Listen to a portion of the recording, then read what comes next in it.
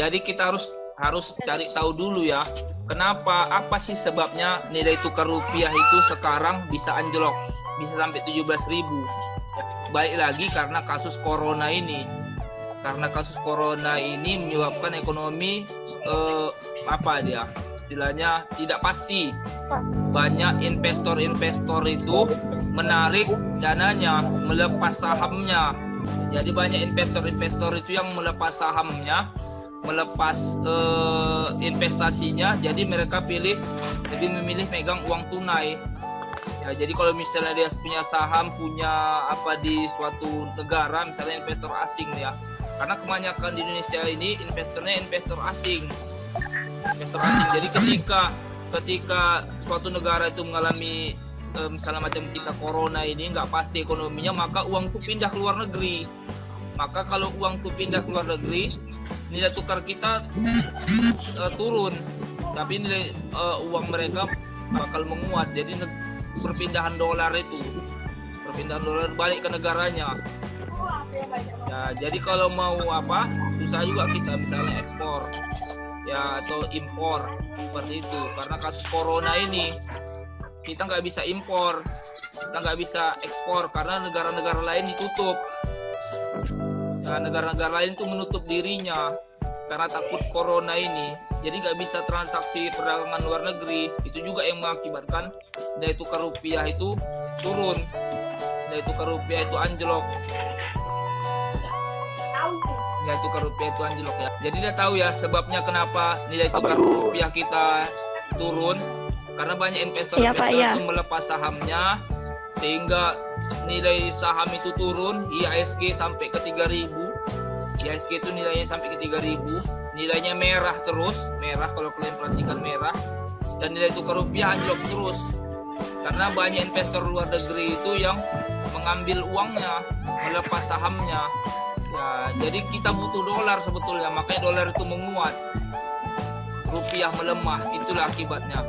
Itu akibatnya seperti itu. Ya, sebabnya kenapa bisa terus, akibatnya ya kita rasakan. Nah, solusinya gimana nih? Nah, solusinya banyak, stimulus atau apa yang sudah di oleh pemerintah kan untuk merangsang ekonomi ini, supaya ekonomi kita nggak makin terpuruk. Karena ada tuh kebijakan dari presiden kan, misalnya kemarin kebijakan dari Kementerian Keuangan, pajak itu tidak dikenakan PPh. Ya, nanti kalau kalian baca kebijakan fiskal juga ya, PPh penghasilan, PPh 21 tidak dikenakan bagi beberapa sektor karyawan ya, jenis-jenis karyawan, nggak semuanya ya. Kemudian kemarin pemerintah ada kan penangguhan kredit ya, penangguhan kredit kemarin penangguhan kredit. Kemudian BI juga kemarin, Bank Indonesia, supaya menekan nilai tukar dolar itu menurunkan suku bunga, menurunkan suku bunga BI rate. Itu kemarin tadi yang kita cerita moneter tadi ya, kebijakan diskonto kan supaya orang mau kembali investasi ke Indonesia. Ya, jadi caranya ya pemerintah menjaga tetap supaya orang percaya ke Indonesia, tetap mau investasi ke Indonesia.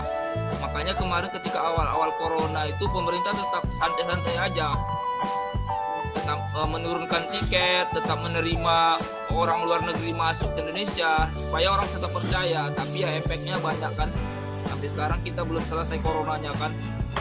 Ya itulah antara dua sisi, mau pilih ekonomi atau mau pilih keselamatan rakyat. Kalau lockdown ya efeknya besar ke ekonomi, tapi kalau nggak lockdown, kalau nggak ditutup kotanya, ya masyarakatnya yang bermatian, masyarakatnya yang ini kan kena virus semua kan.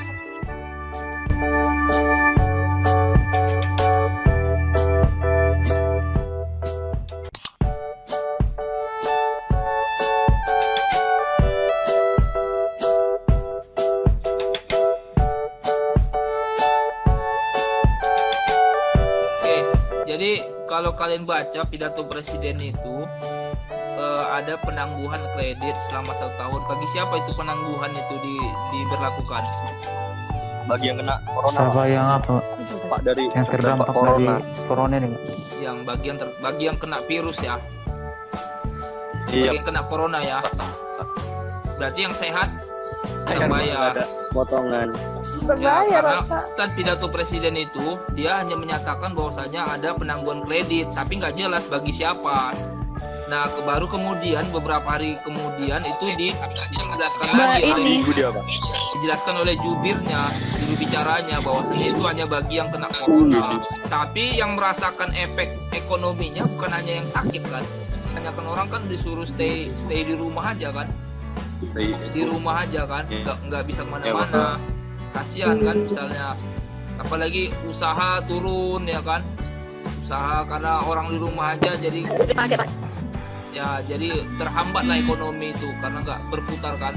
Orang jualan pun banyak yang tutup, nggak ada yang beli kan, mal-mal tutup ya kan, semua tutup ya. Ojek online bukan yang sakit aja, yang sehat pun walaupun dia keliling-keliling satu hari pendapatannya nggak seberapa. Karena orang malas keluar rumah kan, takut. Iya. Ya itu juga sih harus pertimbangannya. Tapi ya pemerintah sudah bilang bahwasanya itu untuk bagi yang kena corona aja.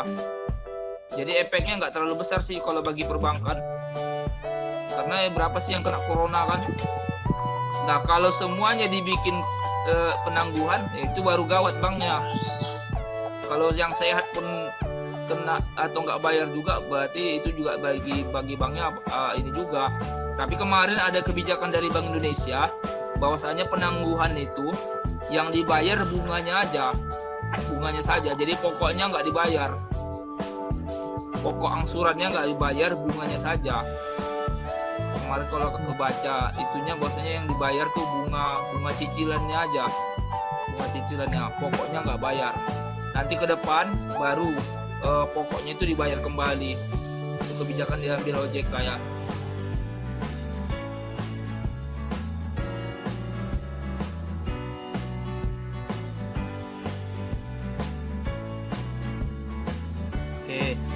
Asuransi Jiwasraya itu asuransi swasta atau pemerintah? Pemerintah ya. Pemerintah berarti itu BUMN ya? Iya Pak. Ya Pak. Ya BUMN. Jadi kalau dia BUMN nggak bisa mudah untuk dilikuidasi atau apa kan? Karena kan banyak juga BUMN itu yang rugi. Bukan hanya Jiwasraya aja, banyak BUMN lain tuh yang mengalami kerugian. Kalau kalian baca kemarin tuh ada yang di Cilegon tuh pabrik besi itu Krakatau Steel itu kan rugi juga kan. PLN rugi, Pertamina rugi. Tapi itulah dia badan usaha milik negara itu kan tujuannya ya supaya negara ini punya sumber pemasukan, sumber penerimaan selain pajak. Dari keuntungan BUMN itu ada bisa pendapatan negara. Tapi ya itu juga sih, kalau dia salah satu kekurangannya kalau punya negara ini ya pengelolaannya kurang bagus, nggak kayak swasta. Kalau swasta kan karena dia tujuannya dananya dari dana sendiri, maka manajemennya bagus.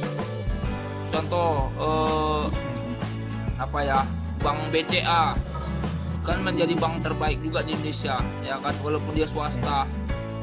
Nah, kalau swasta ya seperti itu, ketat dia ininya. Tapi kalau perusahaan pemerintah plat merah istilahnya ya, manajemennya ya, apalagi contoh kemarin kasus Garuda kan, direkturnya suka-suka hati kan. Direkturnya suka-suka hati bahwa ya karena dia direktur, pemimpinnya bawa entah macam-macam lah di pesawat itu kan, macam dia yang punya. Tapi kalau swasta nggak bisa kayak gitu, nggak ada kayak gitu tuh, ketahuan bisa langsung pecat, bisa langsung. Tapi kalau dia pemerintah, pegawai BUMN ya paling mutasi, pindah kan ya, kalau udah fatal kali ya baru pecat. Tapi itu kan masalah etika. Karena dia direktur, dia memanfaatkan itu, bawa keluarganya, bawa ininya, bawa barang. Ya itulah kekurangannya BUMN ini, karena perusahaan pemerintah. Sama kayak PNS kan, karena dia pegawai pemerintah ya tenang-tenang aja kan. Beda sama karyawan swasta. Karyawan swasta nggak bisa. Ya, itu Bisa juga sih. enak-enak gitu. Nggak bisa enak-enak. Kalau PNS ini datang ya kan, misalnya kerja kantor nggak ada kerjaan, pergi keluar kayak gitu. Tapi kalau swasta nggak bisa, ketahuan nanti bisa ini kan dipecat. Gitu kurangannya. Makanya banyak perusahaan-perusahaan negara itu yang merugi, manajemennya, pengelolaannya nggak bagus. Tapi sebetulnya itu penting bagi masyarakat. Ya itu apanya perusahaan-perusahaan negara ini. Di Malaysia ada Petronas kan? Iya. Petronas, di kita ada Pertamina. Ya itu menjadi ini juga kan, sama-sama perusahaan negara, tapi yang paling terkenal itu kan Petronas. Kalau kalian lihat ininya GP, MotoGP itu kan banyak tuh logonya, simbolnya Petronas, iklannya kan. Nah, itu contohnya masalah persaingan.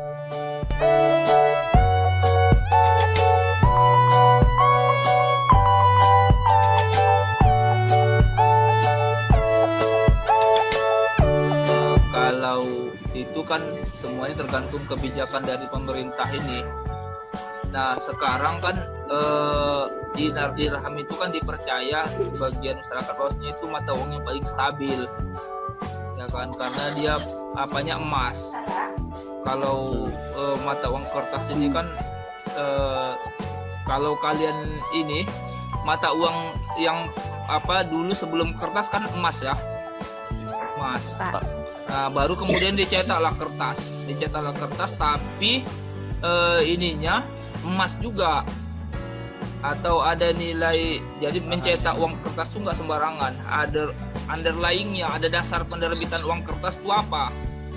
Underlyingnya, ada dasar penerbitan uang kertas itu apa? Ya karena ada emas, jadi emasnya disimpan, uangnya itu yang diedarkan di masyarakat.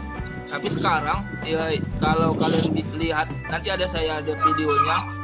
Kemana tuh dolar tuh seenak Amerika aja mencetaknya ya, karena bahkan kebanyakan dolar tuh di luar negeri ya, jadi Amerika nggak takut berutang ke luar negeri karena luar negeri juga pakai dolar.